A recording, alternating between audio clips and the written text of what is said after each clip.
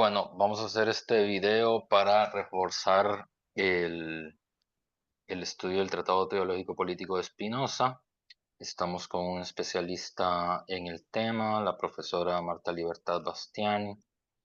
Se doctoró en la Universidad de Lyon y actualmente hace parte del Departamento de Filosofía, Comunicación y Espectáculo de la Universidad degli Studi Roma TRI. Em, Su trabajo no está todavía traducido al español, esperamos que pronto esté traducido al español. Y tenemos una batería de 5 preguntas para la profesora. La primera sería, en tu análisis, cuál es el análisis y la crítica central de Spinoza a la religión? Gracias por tu presentación, Roberto, y buenos días a todos y a todas. Entonces, antes de responder a esta pregunta, me parece fundamental destacar una cuestión previa. ¿Existe en Spinoza una diferencia entre religión y superstición? A su vez, la respuesta a esta pregunta depende de otra. ¿Era Spinoza ateo? Aunque rechaza explícitamente esa definición, hay que recordar que, sobre todo en su época, con ateo se entendía una especie de libertino hedonista, algo que Spinoza ciertamente no era. Sin embargo, considerando el enfoque que de la cuestión religiosa, la concepción que tiene de Dios, etc., se podría afirmar que Spinoza era ateo. De hecho, si analizamos con atención las descripciones de la religión revelada en el Tratado Teológico Político, no se observan diferencias sustanciales entre religión y superstición. No obstante, dado que la crítica no ha llegado a un consenso sobre este punto, quisiera dejar de lado momentáneamente este problema y, por sencillez, considerar primero la crítica a la religión y luego la crítica a la superstición. La principal crítica de Spinoza a la religión revelada es que esa concibe a un Dios trascendente, separado de la creación y que actúa libremente, es decir, con libre albedrío. Para Spinoza, por el contrario, Dios es la única substancia, infinito, necesario. El Deus sive natura spinosiano es inmanente, está en las cosas, no fuera de ellas. Es libre, sí, pero no en el sentido que podría actuar de otro modo, sino en el sentido que actúa únicamente por necesidad de su propia naturaleza. En consecuencia, los decretos de Dios no son otra cosa que las leyes naturales, necesarias y siempre iguales a sí mismas. Esto excluye uno de los pilares tanto del judaísmo como del catolicismo, la existencia de los milagros. Dios actúa libremente, es decir, necesariamente, y no interrumpe el curso de la naturaleza. Decir que los decretos de Dios son las leyes de la naturaleza implica que esos pueden ser comprendidos mediante la sola luz natural, es decir, mediante la razón. El conocimiento racional, por lo tanto, es suficiente tanto para conocer el mundo como para comportarnos de manera virtuosa. De aquí surge la pregunta, ¿qué es entonces la religión revelada? ¿A qué y a quién sirve si no es para darnos a conocer a Dios y sus decretos? Para comprender ese punto, según Spinoza, es necesario someter los textos sagrados a un examen histórico crítico riguroso. Y aquí aparece la segunda gran crítica de Spinoza a la religión. La escritura debe leerse ex sola scriptura. Así, Spinoza adopta un modelo histórico crítico en el abordaje de los textos sagrados, proporcionando una reconstrucción histórica de los distintos libros de la Biblia y confrontando sus pasajes. Por razones de tiempo, omitiré los pasos intermedios, señalando únicamente los resultados de ese análisis. Primero, la religión revelada no dice nada sobre la naturaleza. Su ámbito no es especulativo, sino exclusivamente moral. Su objetivo no es el conocimiento, sino la obediencia y la adopción de una determinada conducta de vida. Segundo, el precepto moral esencial que se extrae es, si se quiere, el evangélico de tratar al prójimo como a uno mismo. Tercero, La religión revelada es necesaria para quienes no comprenden a través de la luz natural, es decir, los simples y los ignorantes. Por tanto, para el ser humano que se guía por la razón, la religión es completamente superflua. En fin, es una cuestión de Estado. Contra cualquier pretensión de autonomía de la religión respecto a la política, según Spinoza, es el Estado quien detenta los iura circa sacra. No es claro. No obstante, el Estado debería limitar su acción a exigir la obediencia a un credo mínimo, es decir, a una serie de pocos preceptos que todos deben respetar. Por lo demás, debe dejarse la mayor libertad posible para orar y honrar a Dios como se considere mejor.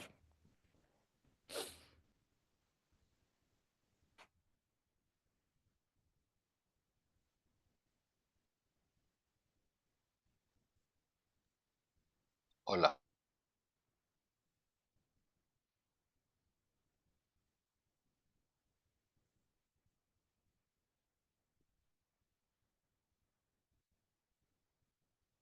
perdón, hubo un problema aquí técnico para variar. Vamos entonces con una segunda pregunta relacionada, que sería para Spinoza, ¿qué es el pensamiento supersticioso y cómo se manifestaría esto en la actualidad? Como decía antes, si queremos mantener la diferencia entre religión y superstición, podríamos decir que esa última es una degeneración de la primera. Se trata en efecto de una concepción completamente imaginativa e imaginaria de Dios, que se basa en una serie de supuestos erróneos y da lugar a comportamientos socialmente nocivos. La superstición, dice Spinoza, desde el comienzo del Tratado Teológico Político, nace del miedo, es decir, de una pasión triste. De hecho, cuando nos asusta la novedad de un determinado acontecimiento y no sabemos cómo interpretarlo, comenzamos a fingir una serie de causas imaginarias, atribuyendo el hecho a la voluntad de un Dios enojado. Esta interpretación se fundamenta en varios supuestos falsos. Primero, el prejuicio finalista, es decir, la idea que los acontecimientos y las cosas naturales tienen como finalidad nuestro uso, cuando en realidad en la naturaleza no hay ninguna causa final y el ser humano no es el fin de la naturaleza, sino una parte más como todas las demás.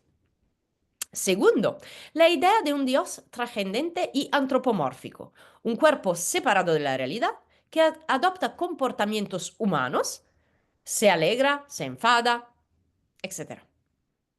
Tercero, la idea de un Dios dotado de libre albedrío, que realiza milagros, es decir, cambia de idea, juzga y por tanto castiga o premia a los seres humanos según su comportamiento.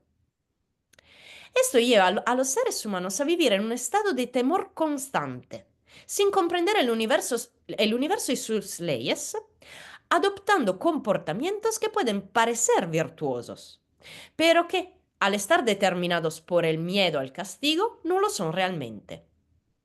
Por otro lado, la superstición, al alimentar la creación de un clero encargado de interpretar los misteriosos decretos de Dios, produce comportamientos antisociales que pueden definirse como intolerantes. Las prácticas supersticiosas son diversas, pero también inflexibles.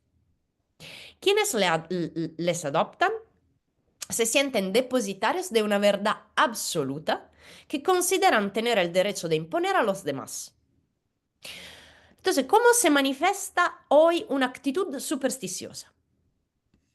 En nuestro microcosmo privado puede aparecer cuando no somos capaces de entender que ha llevado a los demás a actuar de cierta manera y tendemos a juzgarlos según nuestro propio esquema de pensamiento.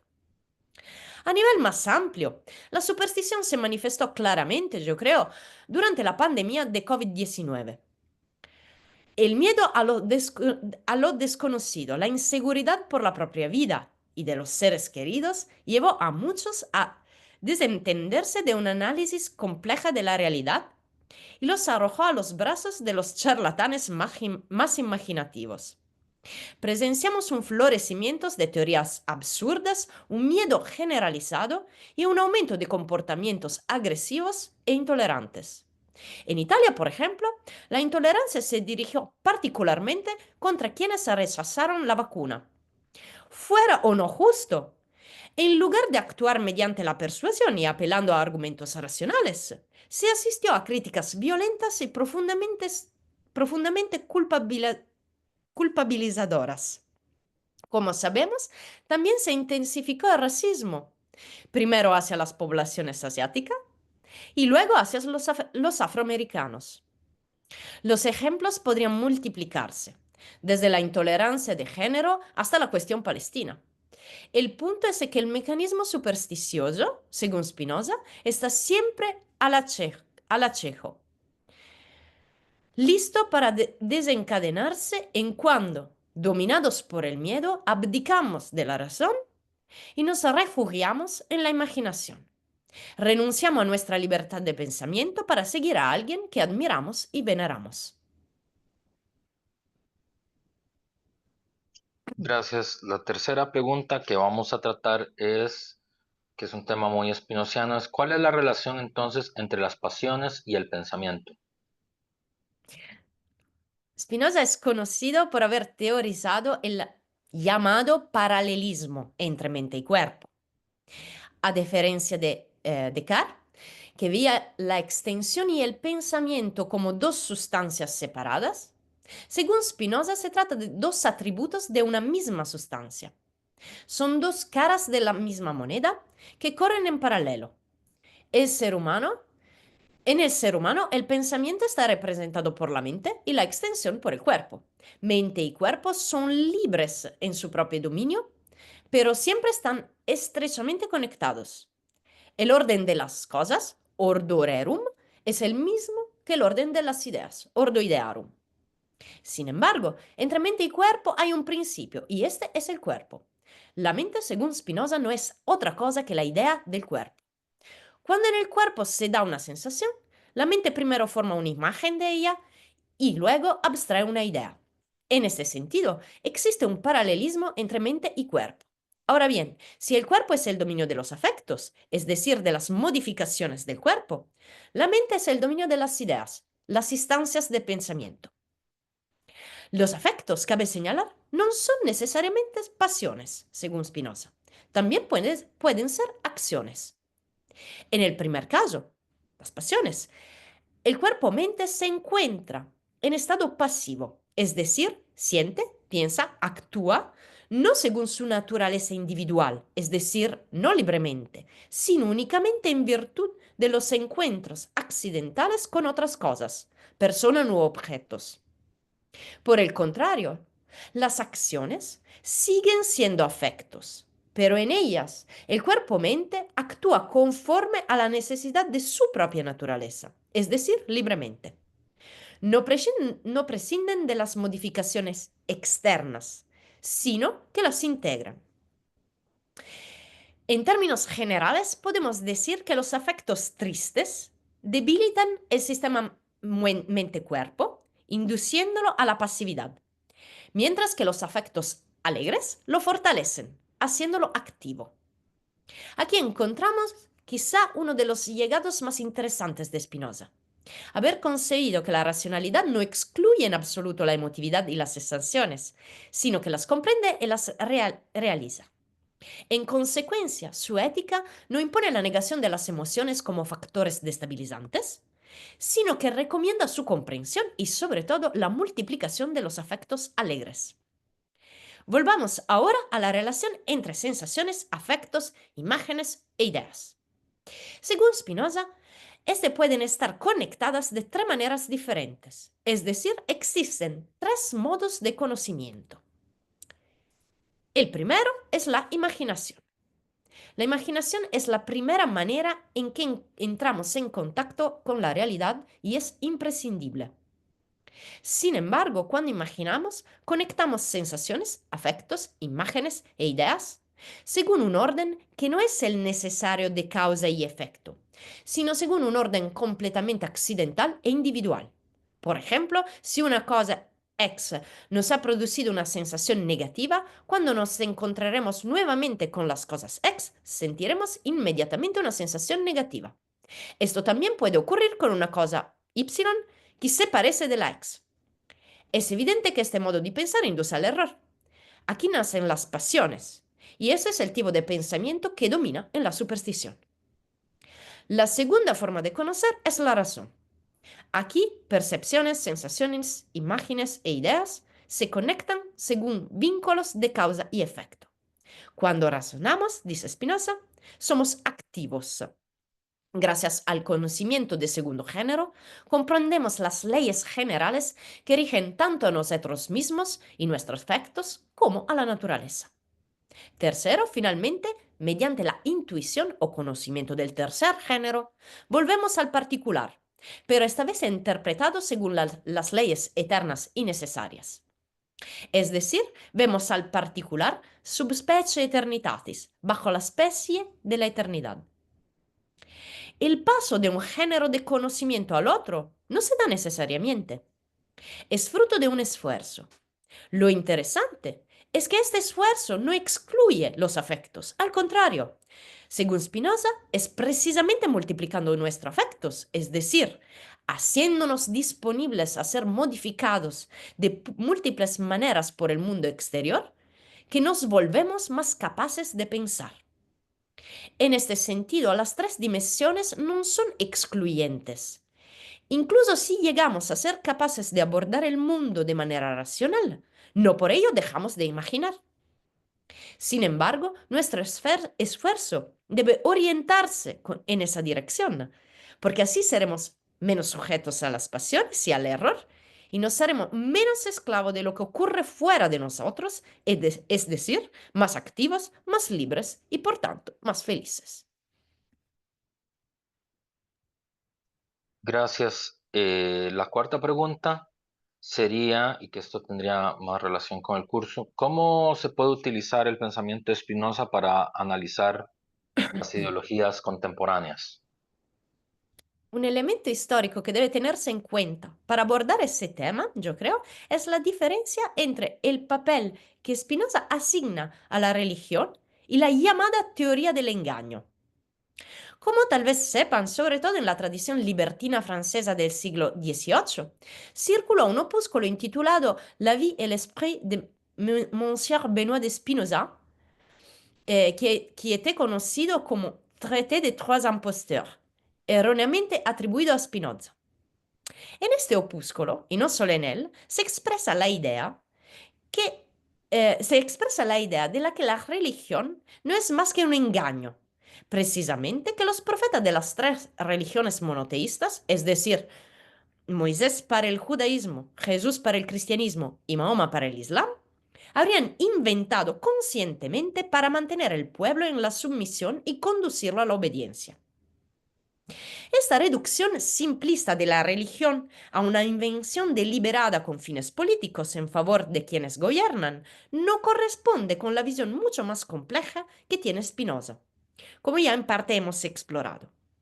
En este sentido, desde un punto de vista histórico, la visión de Spinoza es similar de la de Maquiavelo, cuando ese último en los discursos subrayaba el papel cívico que desempeñaba la religión romana como instrumento útil para canalizar el compromiso colectivo.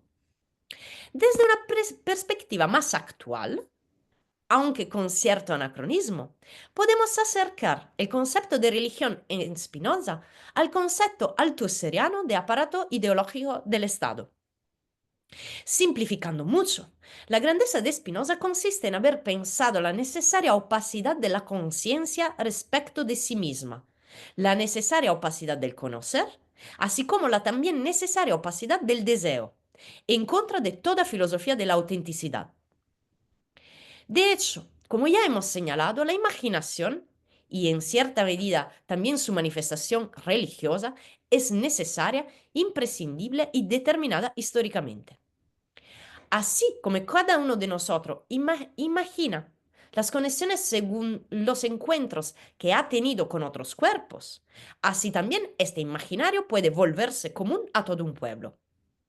Ahora bien, si un cierto imaginario, es decir, una cierta ideología, es producto de la materialidad de las existencias, de las relaciones de producción, podríamos decir en otro lenguaje, la reproducción de esa existencia particular, de esas relaciones y de los sujetos que las encarnan, está mediada por la ideología, es decir, por la interiorización y adopción espontánea de determinados modelos de pensamiento y comportamiento. Spinoza ofrece un brillante ejemplo de esa posibilidad cuando se explaya sobre la estructura social e ideológica del pueblo judío. Si la primera determina la segunda, no podría, sin embargo, subsistir sin ella. Por tanto, el instrumento esencial que Spinoza nos ofrece para analizar las ideologías contemporáneas, considero, consiste en haber subrayado de forma anticipada este círculo entre la materialidad de la existencia y la producción de cierto imaginario. Cuando, por ejemplo, nos parece extraño que ciertas categorías sociales manifiesten formas de pensamiento y comportamiento que percibimos como contradictorias con lo que parecen ser sus intereses, no resulta eficaz definir esta dinámica en términos de una falsa conciencia, entendida de forma simplista. Es fundamental, en cambio, considerar que la conciencia es siempre y necesariamente falsa. Y esto debería impulsarnos a investigar constantemente las dinámicas de colonización del imaginario a las que estamos sometidos, que aceptamos y reproducimos, teniendo presente que el objetivo no es una libertad plena, sino un proceso continuo de crítica y, por tanto, de liberación. Bueno, y ya para terminar, para conectar con el segundo capítulo, digamos, del curso, que tiene que ver con la teoría de la ideología de Marx, ¿podrías darnos tu opinión sobre qué relación ves entre el trabajo de Spinoza y el trabajo de Marx? A esta pregunta se puede dar dos tipos de respuesta. La primera es de naturaleza histórico-filosófica. Como quizá muchos de ustedes sepan, Marx transcribió una serie de pasajes del Tratado Teológico-Político de Spinoza, un manuscrito que hoy circula bajo el nombre de Cuaderno Spinoza. A partir de ese cuaderno podemos identificar los temas que evidentemente Marx consideró más relevantes. En particular, los pasajes transcritos tratan sobre la crítica de la religión revelada, el papel de los profetas como intérpretes subjetivos de los mensajes divinos, la instrumentalización política de la religión por parte del poder. La segunda posibilidad es, digamos, menos histórica y más temática. Podemos destacar aquellos conceptos, ideas o procesos que acercan a Marx y a Spinoza. Cada uno de esos temas, para ser analizado debidamente, merecería un libro entero. Por lo tanto, en esta respuesta me limitaré a esquematizarlos brevemente. El primer tema es sin duda el materialismo. En este sentido, Spinoza se inscribe plenamente en la tradición materialista que comienza con los grandes clásicos como Demócrito y Epicuro hasta llegar a Marx. Los núcleos principales que evidencian el materialismo spinoziano son esencialmente dos. Primero, la inmanencia de Dios, cuya esencia se realiza en el mundo y no fuera de él. Segundo, la teoría según la cual la mente es la idea del cuerpo, y no de un cuerpo cualquiera, sino de un cuerpo concreto con su historia y su individualidad. El segundo punto de contacto es de tipo metodológico. Si Paul Ricoeur, con razón, llamó a Marx, Nietzsche y Freud los maestros de la sospecha, Spinoza encaja perfectamente en esta lista e incluso puede considerarse su precursor. Como esos tres grandes demistificadores, Spinoza es un gran demistificador. Como Marx subraya el origen estrictamente material de la conciencia. Como Nietzsche critica la moral clásica, identificando virtud y deseo. Anticipa a varios siglos Freud, negando la transparencia del yo respecto a sí mismo. Lo de Spinoza es, ante todo, un trabajo de crítica rigurosa de los supuestos sobre los que nos apoyamos ingenuamente bajo la idea consciente o inconsciente de una transparencia del ser. El tercer punto de contacto es político-moral. Spinoza, como Marx, no solo es un firme defensor de la democracia, es un severo crítico de la religión. Estos son sin duda puntos de contacto relevantes. Pero quizá la idea más interesante que hemos mencionado varias veces, aunque no de forma explícita, es esta. Tampoco para Spinoza como para Marx existe una naturaleza humana en sentido absoluto. Es cierto que Spinoza habla de la naturaleza humana, pero lo hace en términos de modelo, de ejemplar. En realidad no existe una naturaleza humana en sí que pueda entenderse sin sus determinaciones concretas, es decir, sin sus determinaciones históricas, sociales y políticas. Listo. Muchísimas gracias a Marta por esta introducción y explicación al pensamiento de Spinoza. Espero que haya sido aclarador de las temáticas que discutimos en clase. Y muchas gracias nuevamente, Marta. Gracias a ustedes.